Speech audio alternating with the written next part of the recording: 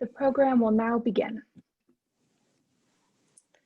Welcome to this virtual event on diversity and inclusion, a national security imperative. I'm Milan Verveer, the director of the Georgetown Institute for Women, Peace, and Security. And we are so pleased to be co-hosting this program today with Georgetown Center for Security Studies as part of their fall speaker series. A special welcome to our almost 800 viewers today, and included among you are many Foreign Service officers, military personnel, as well as students and others from around the globe. At this time, we have seen throughout our country and indeed in the world, laid bare systemic racism and injustice. Our conversation will highlight the need for a diverse personnel and leadership in our diplomacy and in our military. Today, we bring together a former top military leader, a long-serving diplomat, and a professor to discuss why diversity and inclusion are necessary for effective U.S. foreign policy and national security. We need to know the gaps that should be closed, as well as, and perhaps especially, strategies and best practices that can be put forward for cultivating cultural inclusion. And we need to truly understand why this matters. Before we begin, a related announcement. We at the Institute are committed to diversity, equity, and inclusion in higher education. The Institute is the home for the university's Leadership Council on Diversity and Inclusion in International Affairs. It is led by our distinguished fellow, Carla Coppell. Today, as part of the initiatives of the Leadership Council, which is composed of deans and directors of some of the top U.S. graduate schools in international affairs and public policy, we are excited to announce a new resource repository for professors to make their syllabi more diverse and inclusive. And on our website, you will find suggested readings for security topics, including national security, cybersecurity, terrorism, arms control, nuclear proliferation, and other topics. And in the weeks to come, we will add resources on other international relations issues. You merely need to go to giwps.georgetown.edu. And just a logistical note before we start. We have already received many pre-submitted questions from our audience members. As a reminder, you will have the opportunity to submit questions throughout the event. Please submit them using the Q&A feature at the bottom of your computer. And in your submission, note your name, your organization, and to whom your question is directed. And now let us begin with our very distinguished panel. A woman of firsts. Admiral Michelle Howard was the first woman to become a 4-star admiral in the United States Navy, and the first woman to be appointed to the position of Vice Chief of Naval Operations. She's the first African-American woman to command a ship in the U.S. Navy, and the first to reach the rank of 3-star and 4-star in the armed forces. She became the first 4-star admiral to command operational forces when she assumed command of U.S. Naval Forces Europe and Naval Forces Africa. She retired in 2017 after 36 years of service in the U.S. Navy. Admiral, it is such an honor to have you with us today.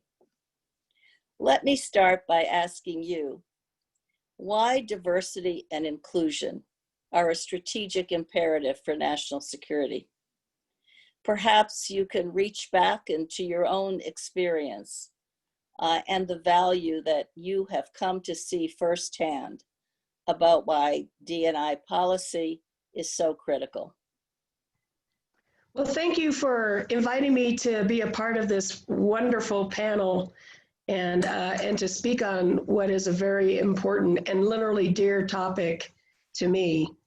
I mean, in the biggest idealistic sense, we're a democracy, and our country and constitution have evolved over centuries to where this idea of citizenship is inclusive, that you have rights regardless of race, creed, color, gender, and the privilege of serving in the military to protect the Constitution is for all of us.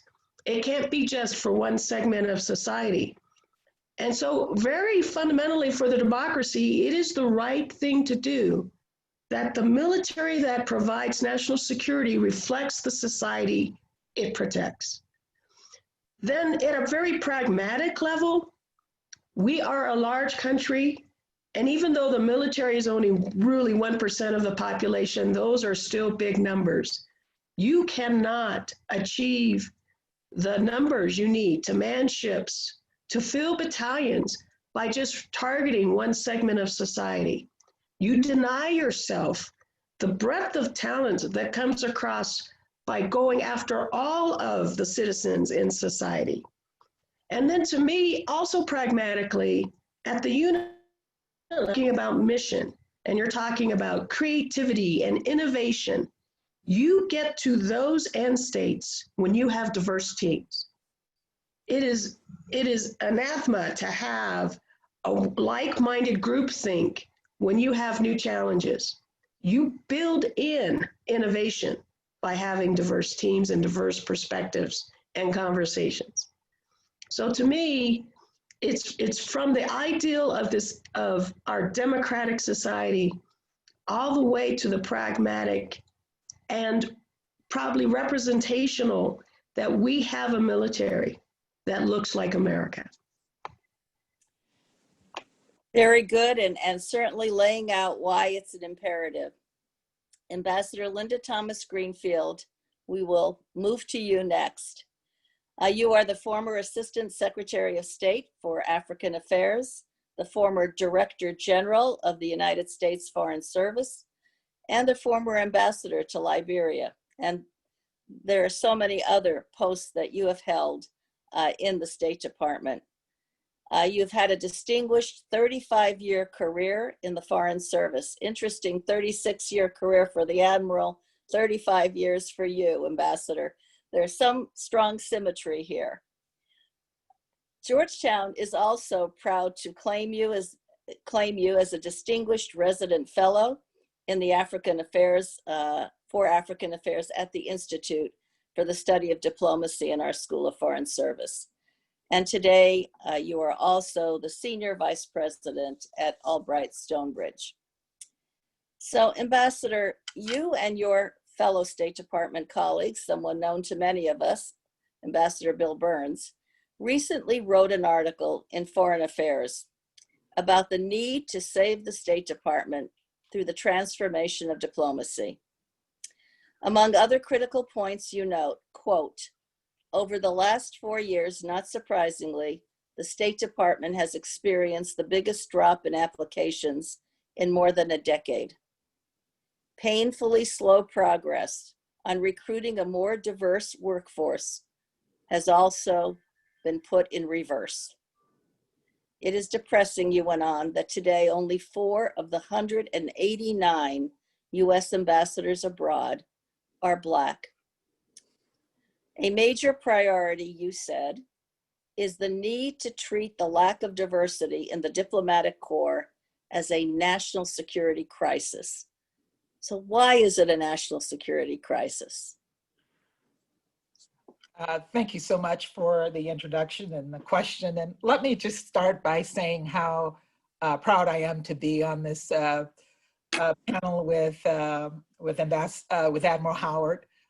You really are a role model for all of us. And I'm so proud of everything that you have accomplished and what you represent for African Americans, but what you also represent for young women who are looking forward to careers like yours.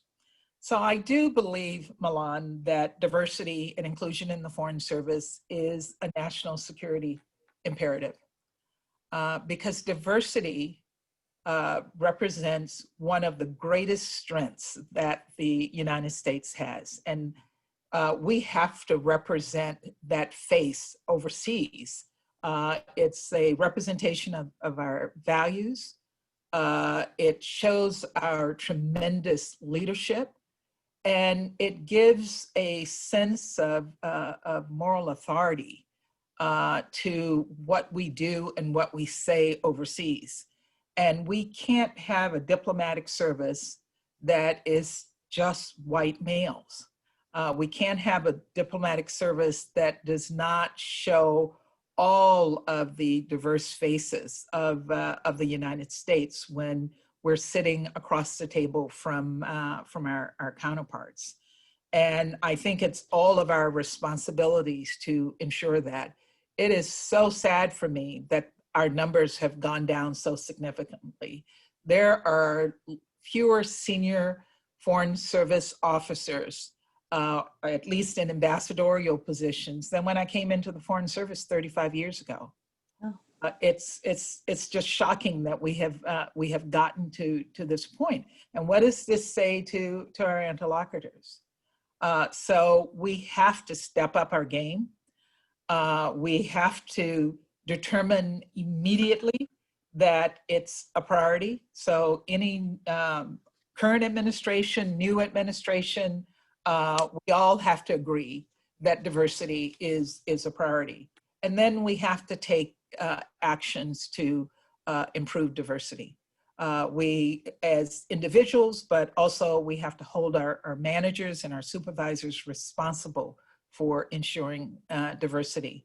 Our numbers, entry-level numbers are relatively good, but we can't wait 30 years to build a diverse senior Foreign Service.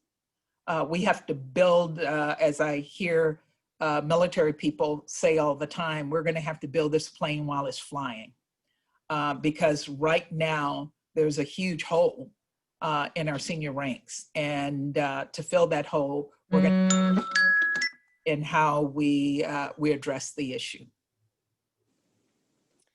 So let's move now to our academician on the panel and hear from Professor Travis Adkins. He's a lecturer in African and Security Studies at the Georgetown School of Foreign Service and a senior associate at the Center for Strategic and International Studies in the Africa program.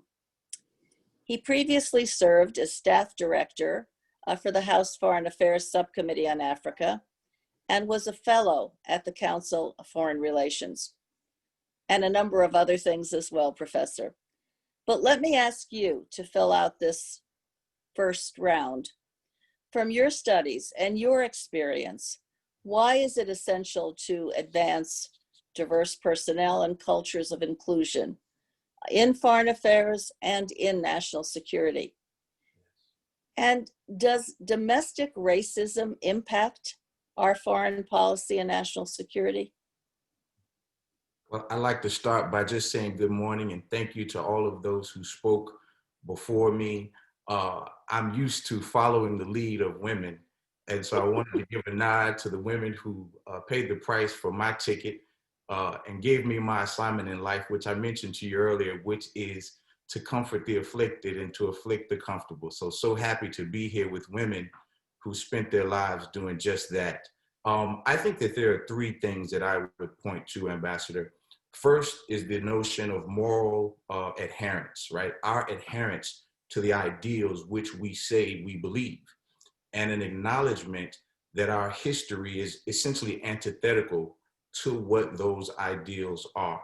And so to the extent that we ignore that history and don't recognize it and don't claim it and face it and try to deal with it, it's exactly why we keep having this same conversation, as Ambassador Thomas-Greenfield mentioned, 30 years after her joining the Foreign Service, but it could be 300 years, right, after X, Y, and Z has happened in our society.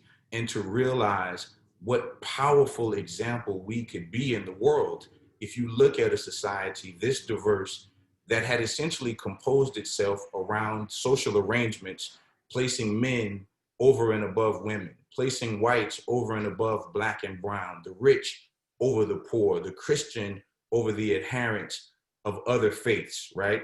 But purporting to be, you know, out of many, one. And so I think that trying to deal with that is where a lot of our focus needs to be.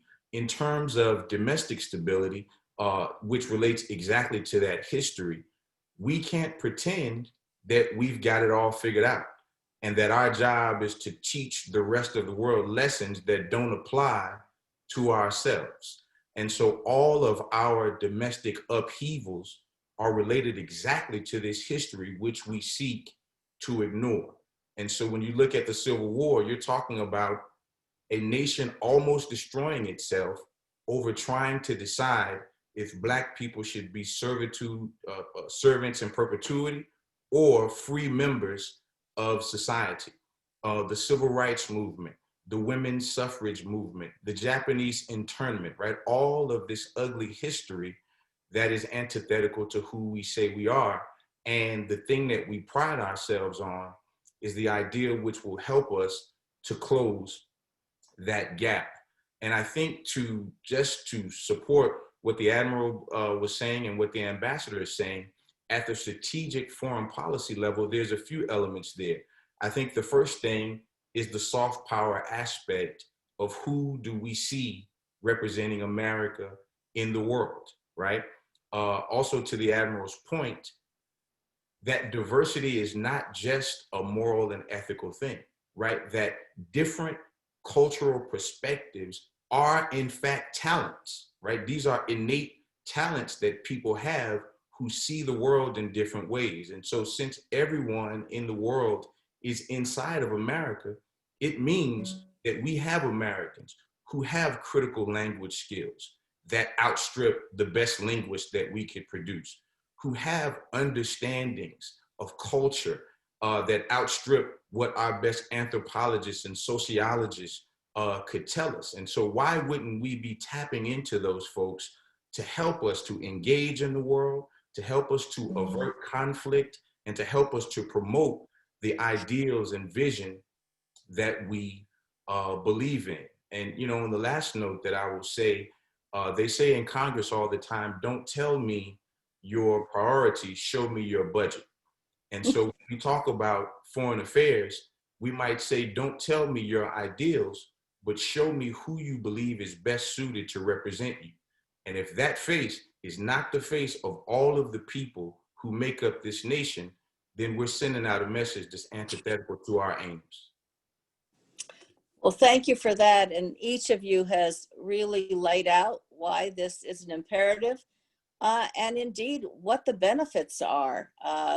We shouldn't see it just as an obligation, which it clearly should be, but also as an extraordinary benefit, a great gift in a way, given the diversity of our country and the face we can show to the world, as you pointed out. Ambassador Thomas-Greenfield said that we need to up our game. And this is perhaps the most sought after part of the discussion, which is, what are we going to do? How do we get there? What are the solutions? So let me start again with you, Admiral, in terms of the solution piece.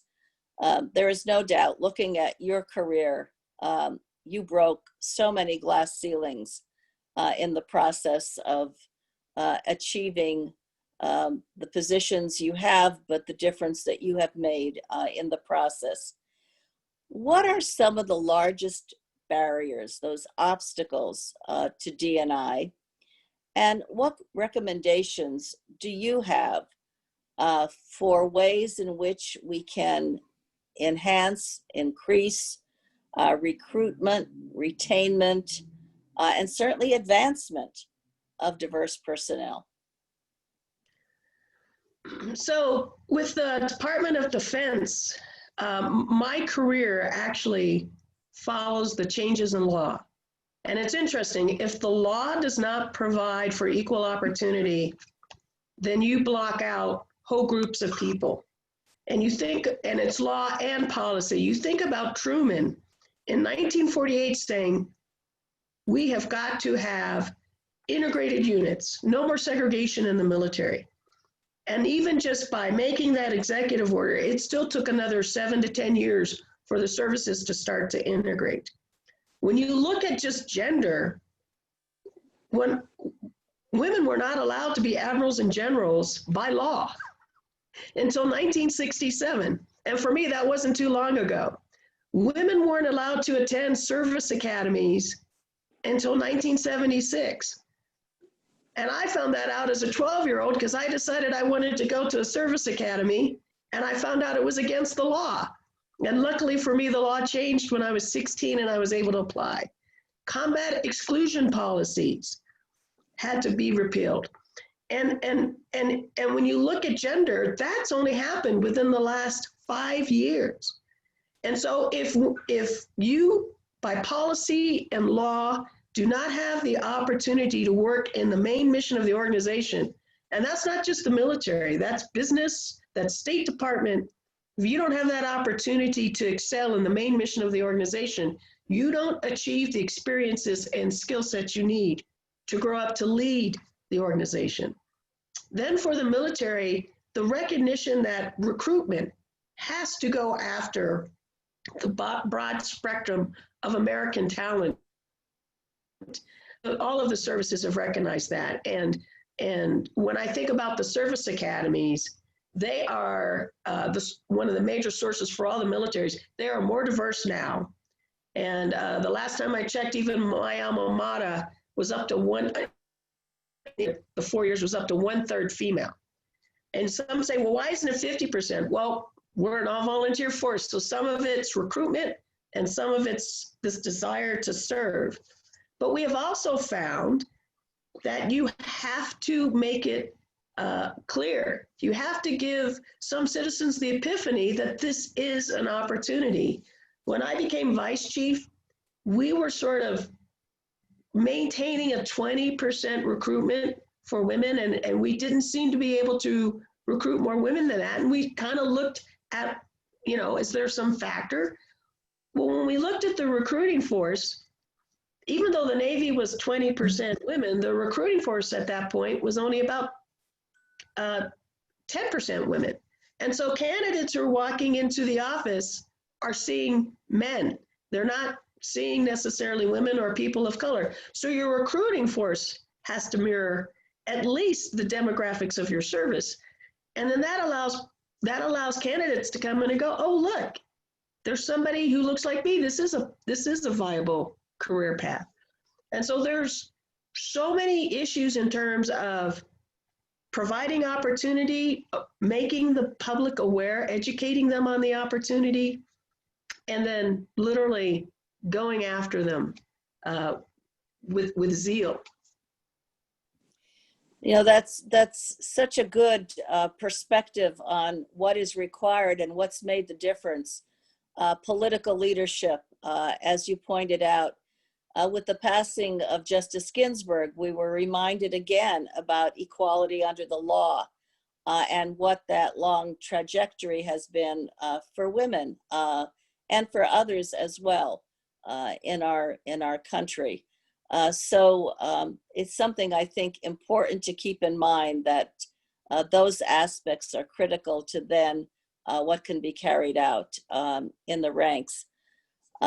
Ambassador, are there programs and policies within the State Department that have been particularly effective, perhaps not implemented these days, but we know work and could make a difference? I know that you recommended that the State Department make an unambiguous commitment that by 2030, America's diplomats will resemble the country that they represent. This is truly a tremendous goal, one that will take some real commitment if it's ever to be realized. So how are we going to get there? What will it take? What do we have to start to do? Well, first of all, we do have some programs that support and contribute to diversity in the State Department, the Wrangle program and the Pickering program, and I would assume that we have some Wrangles and Pickerings on in our audience. And that's an extraordinary program. There are a number of Wrangle and Pickerings at Georgetown that I encountered when I was teaching full-time. That program, those two programs, I think, contribute to diversity at the entry level.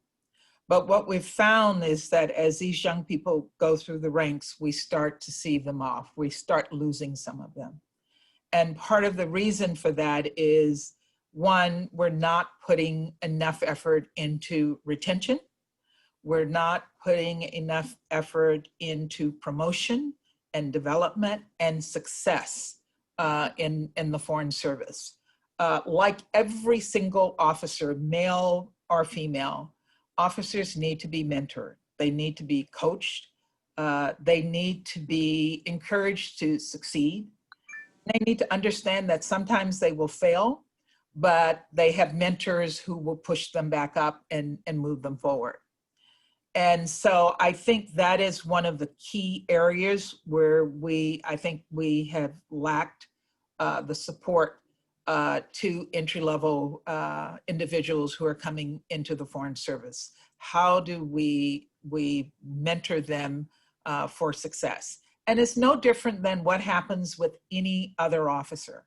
Many of them come in and they don't have the historical relationships that many of our white officers, white male officers have. So they don't see people who look like them. And the truth of the matter is they don't necessarily need people who look like them to mentor them, but they do need people who look like them to give them hope that they can achieve success in the future. So we, as I noted earlier, there has to be a commitment by the department, and we have to accept that part of the problem, a key part of the problem, is racism in America.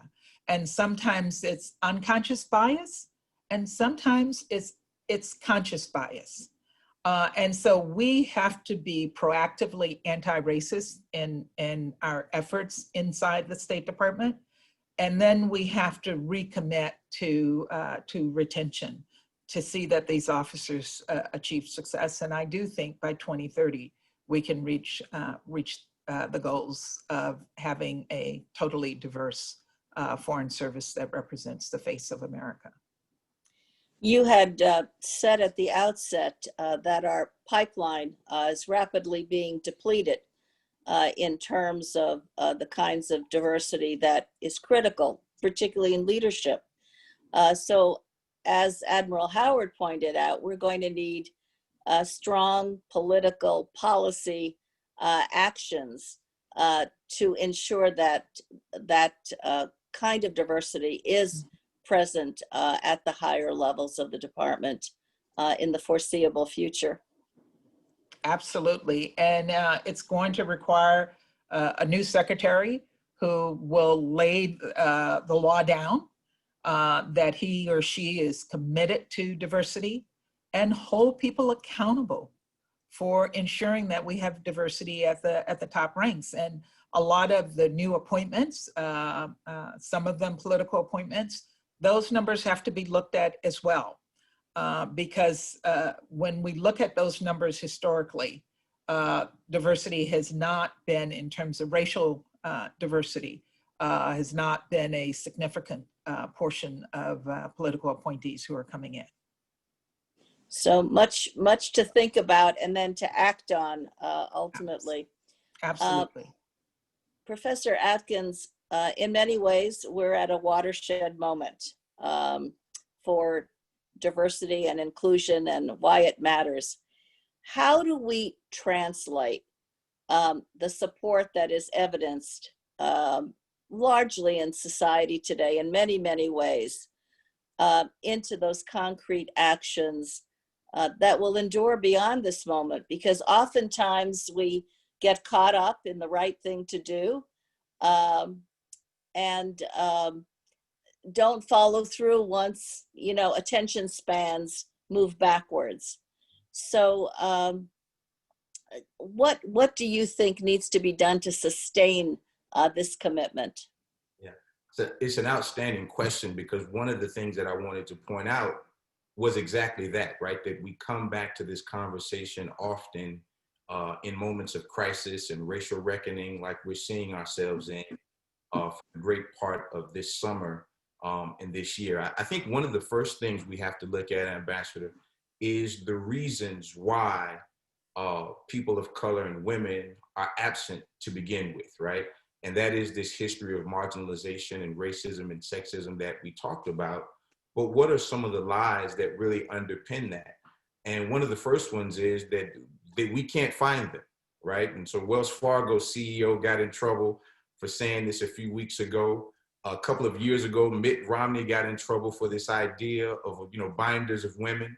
But right now, there's binders of women and people of color going on all over Washington, hopefully preparing for a new administration for those who are interested in that. But I think the second thing is the idea of bias about who is qualified, right? And so even thinking about the language that we use, I often see and receive notifications saying that we're looking for qualified women candidates or qualified candidates of color. Well, first of all, no one's looking for unqualified candidates. And so why the kind of a prefix when it comes to women and people of color? So it's starting to address some of that. Because I think the reality is, obviously we are here, obviously we are qualified, but the real issue is when it comes time to share power and redistribute wealth, we meet the most resistance, right? And so this is why diversity really is the easy part, because that's just getting people in the room. But the equity and inclusion is where the real fight begins. And another thing I want to say, when we think about kind of what we can do, right, there are more than one we, right? And so there's the Admiral and the Ambassador talking about what the US government can do. But one of the things I'm so proud of is the we, that is the citizens that are the brilliant experts and professionals in foreign affairs and national security. So you look at the work of L.C. Wings, right? You look at the work of Ambassador Bonnie Jenkins and the women of color advancing peace and security. You look at ICAP, the International Career Advancement Program. Look at some of the work that New America Foundation is doing, celebrating and finding all of these brilliant people, whether they're from the LGBT community, whether they're Latino, Muslim American, and so forth. Look at the work of General John Allen at the Brookings Institution, who has produced reports reflecting on their own lack of diversity, writing on notions of white supremacy as a national security threat. And so I think there is this piece where data is concerned. There is this piece where naming and shaming is concerned, even from the legislative perspective. What are we requiring our agencies to report on year over year? And what are the repercussions for not being able to show certain types of progress? And so I like this moment that we're in, and I think it's really all about pressure, because we know what we haven't done, we know what we should do, and the question is, why aren't we doing it? So we need to find all of those ways to capitalize on the moment and then to maintain the commitment to go forward. So we're now going to turn to our audience questions. Jess, do you have some of the questions that have been submitted? Yes, I do. So we're going to start with two questions here. The first one is from Alexander Hunt. He's a Foreign Service officer. And the question is for Ambassador Thomas-Greenfield. What role does the White House play in advancing the national security imperative of diversity and inclusion? And what progress could the national security apparatus accomplish without that support? And then we have another one here from an SSP student at Georgetown for Admiral Howard, saying, what can the US military do to increase diversity within combat arms, specifically career fields like infantry or flying fighter jets that tend to dominate the highest levels of military leadership. Okay, let's start with those two. And then, Professor, if you want to weigh in any way, you can follow. So, Ambassador, let's start with you. Well, I think that's an outstanding question. And Alexander, I saw in your chat that I was the mentor for your class. So I hope you're doing well. You know, if you've had a commitment from the president, you have a commitment from the White House for diversity and equity and inclusion, it doesn't get better than that. To look at who sits around the table with the president. And if there's a diverse team sitting around the table with the president, that sends a signal all the way down the line to others in the national security area, other agencies. So I think it's key to have leadership committed to diversity and reflecting that diversity in terms of who sits around the table. And this is not a political forum, but I've seen the pictures of President Trump sitting around the table with a table full of white men. And for me, that was a signal that diversity was not a priority. And we need a signal from the top that diversity is a priority.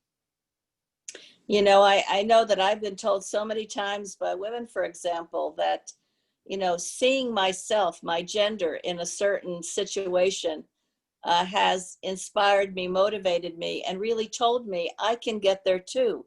But if you never see it, it's not a reality. So thank you for that. Admiral? So thanks for the question from the SSP student.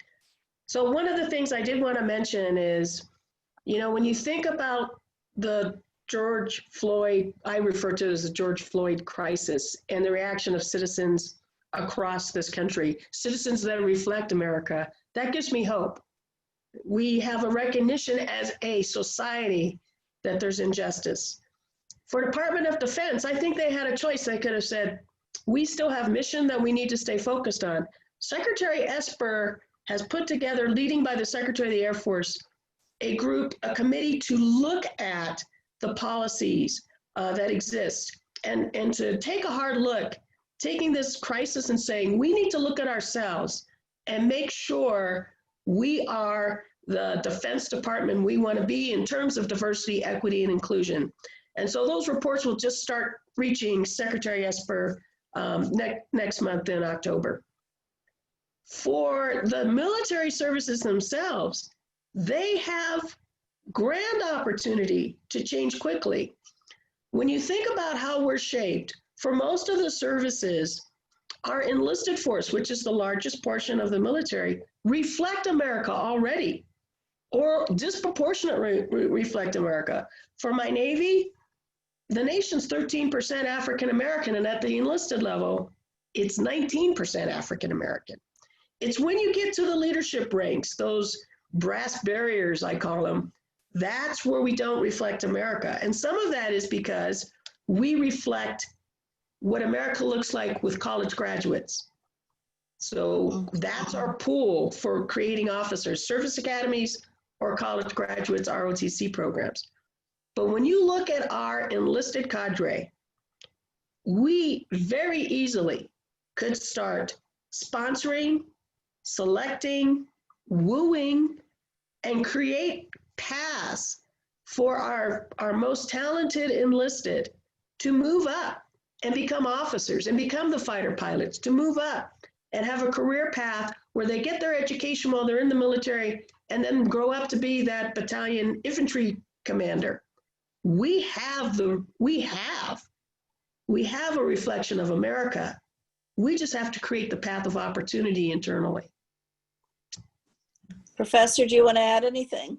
Yeah, I just wanted to add that, you know, going back to this point about who the we is, because there is a great deal of blame that could be laid at the current administration, but we have to say that this problem is well beyond the last 4 years of our history. And so to take from the point of the Admiral, you know, this encouragement that you find that people who went out into the streets of every stripe, of every color, of every creed, to say that this is wrong finally, right? And so this idea that we're at a tipping point where these things are concerned. And so I wanted to speak a little bit to the kind of NGO community, some of the think tank community that have been putting out these amazing statements of support and things of that nature, calling on government to do better, right? But the next step, I think, for them is, you could keep your letter. What's going on with the composition of your board? What about the upper levels of your staff? And us being better allies to one another, right? Because often I'm in situations where, let's say there's gender diversity 50-50, but still it's 100% white people, right? And somehow that's okay. But if it was all men, we'd be up in arms. And so for us to push each other and to be concerned about these issues beyond just our in-group, right? For us to reach this goal. And so essentially what we're saying is hire people of color, give them opportunities, promote them, right? And I think that that is where the rubber meets the road. It's so I'm glad that you care about how I feel, right? But what I actually want is jobs and justice.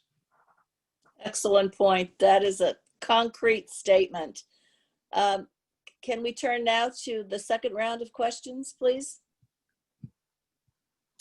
Yes, so we have 2 more questions here on the role of senior level leadership and allies for any of the panelists.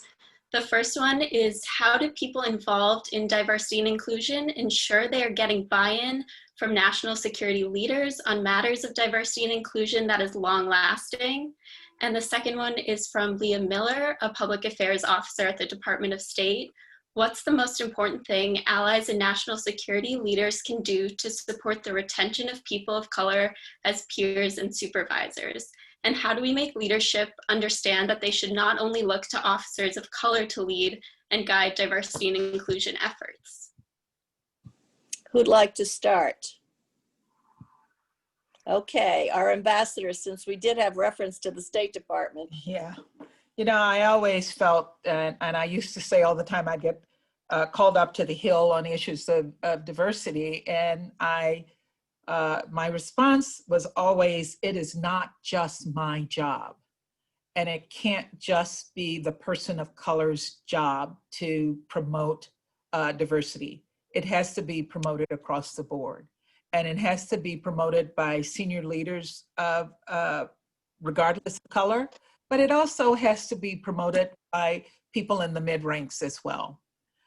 Because sometimes they see and are very conscious of the discrimination that's taking place, and they need to say something. They need to push back. They need to also be supportive of their colleagues. If you're seeing that your colleague is being pushed aside or not given the same opportunities that you're given, and you know that they have the same capability that you have. So it has to be kind of a community problem. It's a village problem. It's not just a person of leadership. And then, you know, for us as African Americans and other people of color, we have to be proactive as well. I will never forget when I was the PDAS in the Africa Bureau, and the Assistant Secretary was another African American woman and one of the other senior leaders. And we were castigated as the sisterhood. Somehow we were doing something wrong every single time we selected an African American woman or another woman for a position. And the message got out that there was a sisterhood and that you couldn't break into the sisterhood. I have never heard reference to a brotherhood when all white males are sitting in a front office. And we're very conscious of that as African Americans. And what I want is to choose someone who I can work with, who I'm comfortable with, just like other people. And sometimes it happened to be a white male, but if it happens to be another African-American woman, I'm not choosing her because she's another African-American woman. I'm choosing her because she complements what I want to see happen. And so we do have to kind of get over feeling that it's our responsibility and that we have to be holier than thou when we are looking at people to appoint to senior positions. Excellent points. Would anybody else like to add? Admiral? Yes, so one of the things I still feel I have an obligation is you have to have conversations with the dominant power group. So, and delightfully, most of my conversations were within the military or chambers of commerce, and then that, since retiring, I've been able to expand that. The first thing I have found is people will talk and say they understand discrimination and bias, but they really don't believe it. They know they're supposed to talk that way. And I have found giving them a simple example of there's height bias. Every president, in almost every election, the tallest candidate becomes president. And regardless of that, in almost every election, the two candidates are several inches above the national height. And then when you look at business, the average height of the CEO in a Fortune 500 company, which is mostly men, is 6 feet. The average height for men is still only 5'10.5". And so when I talk that way, the power group's like, yes, we associate height with leadership. So my success is not because I'm African American. My success should be, held great in it because I'm short. I'm 5'1".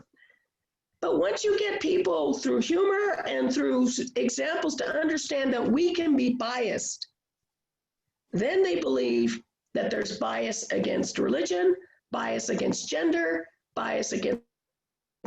So the next half of the conversation is if you believe that, then as a leader, you fix it.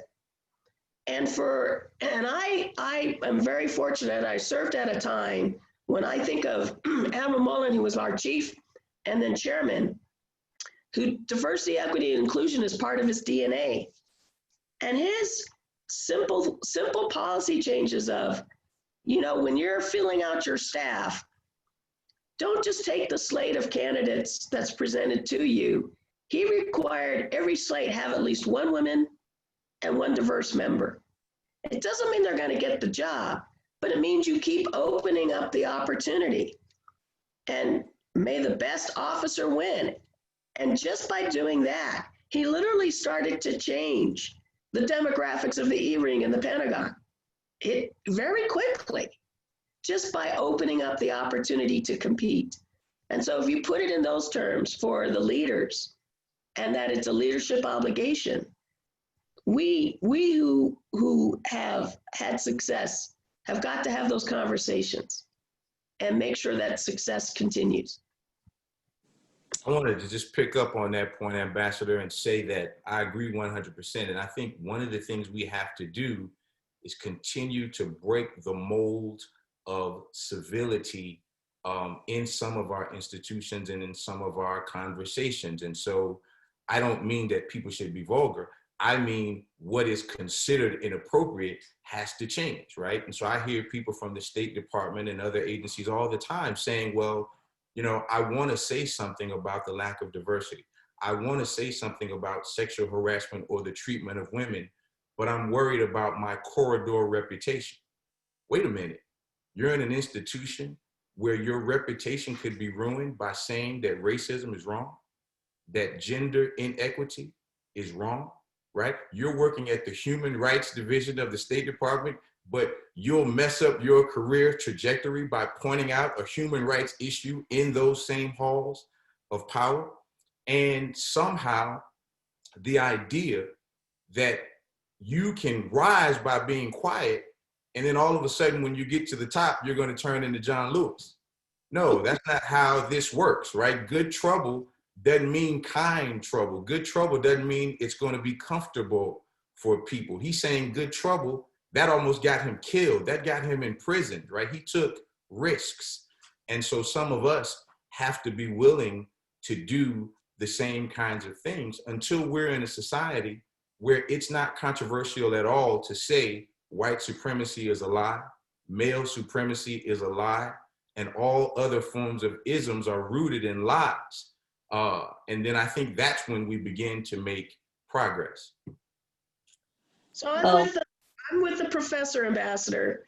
You know, Martin Luther King gave us this wonderful saying that your character is defined where you are in times of controversy. We live in a society where our character is defined on how we behave in times of convenience. And we have got to be brave and courageous in times of convenience. When we have a job, when our life is secure, that's when we need to speak out. And that shows our character. Well, amen to that. This is a strong call to action from all of you. We have time for one final round. So Jess, if you can give us those questions, please. Yes, definitely. So we have one final question here from Lisa Bonilla at the Center for Democracy in the Americas, asking, what piece of advice would you share with underrepresented students wanting to pursue a career in foreign policy and national security? I think that probably is for me as part of it. And my simple answer is go for it. And don't let anyone stand in your way. Don't listen to the naysayers who are saying the Foreign Service exam is too difficult to pass, and then you pass it and you fail the next level of oral exams and you get discouraged. You have to stay strong. If this is what you have decided to do for your life career, commit to it. But I will also say the State Department is not the only place to pursue such a career. I certainly, the military is one. The private sector where I am now is another area.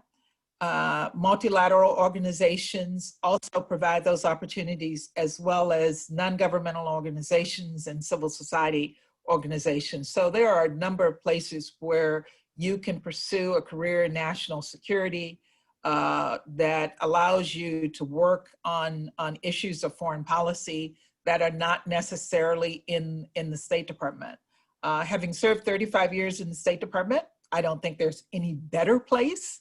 I've had an extraordinary career, and it was not a career that was in the cards for me when I graduated from high school in segregated Louisiana in 1970. But it was a career that I found a way to enter, and I achieved success at it. And I think anybody else who has that desire can also achieve success in the Foreign Service. So I'd just like to encourage you to go for it.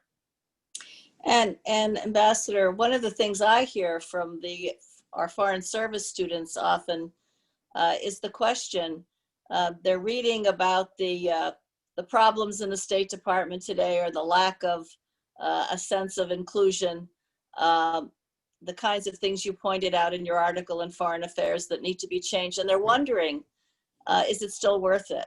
And what I hear you say is, regardless all of these things, it is still worth it. It is absolutely still worth it. And you're not going to be senior enough unless you are confronted with a difficult decision early in your career. And you're not going to be able to decide to come into the Foreign Service when things are good. You come in and you help make things good from inside, and you work from inside. And that will be your opportunity to make a difference. So again, don't be discouraged by what you're seeing and reading and hearing today about what's happening in the State Department. Be, in fact, encouraged by what you are hearing, encouraged to move forward so that you can become one of the change agents inside. And that's certainly spoken from experience. So thank you for that. I'm sure it's reassuring. Admiral?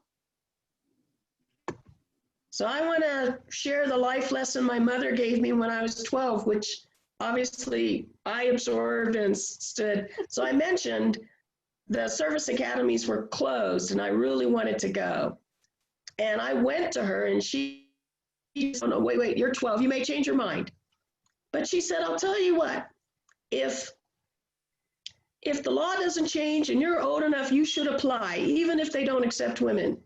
She said, and then if you're rejected just because you're a woman, we'll sue the government. So I found out you need to have a good support if you're going on this journey. But then she gave me the bigger life lesson. She said, Michelle, you could sue the government and it could take years. It could go all the way to the Supreme Court. And the Supreme Court could say, yes, you are right. Women should be allowed to go. She goes, but then you could be too old to go. She goes, but if you do the right thing and the Supreme Court agrees with you, then other women will be allowed to go. And she goes, that is just as important, that you do the right thing and change the world for others, not just for yourself. And so if you are going to pursue a life that has purpose and passion, don't worry about whether or not it benefits you. Just know there will be benefits. There will be benefits for society. Your mother was a very wise woman, clearly. Good advice. Professor. Yeah, I would just close with three quick points. The first is to say to you and to all of us that you are worthy of everything that you desire. And so if you need to write that on your refrigerator, put it in your wallet, write it on your screensaver until you believe it and until that becomes part of who you are. The second thing is to say the only way to forge ahead is to forge ahead. So sometimes you go even when you don't quite believe. And the third thing I would say is in those moments of doubt or insecurity, to ask yourself whose eyes you see yourself through, right? Is this the whispering of your mother and your grandmother and your father and your community and the people who put you into the world? Or is this the echo of a society that is patriarchal? Is this the echo of a society that has been against people of color and so forth? And how you can cast those voices out of your head so that you can move on with your life. Thanks to each of you for your advice. I can't imagine a better panel to have talked with on this topic today. You're all exceptional in every way. Thank you for your commitment, for your dedication, for the example that you clearly set for all of us. And I think it's so important, as Ambassador Thomas-Greenfield was mentioning, it's not just so-and-so's job, it's all of our job to remind us that what each of us does as an individual in the communities in which we participate, in the institutions in which we work, we are all called on to make a difference, or even at times under difficulty, to go back to that good trouble.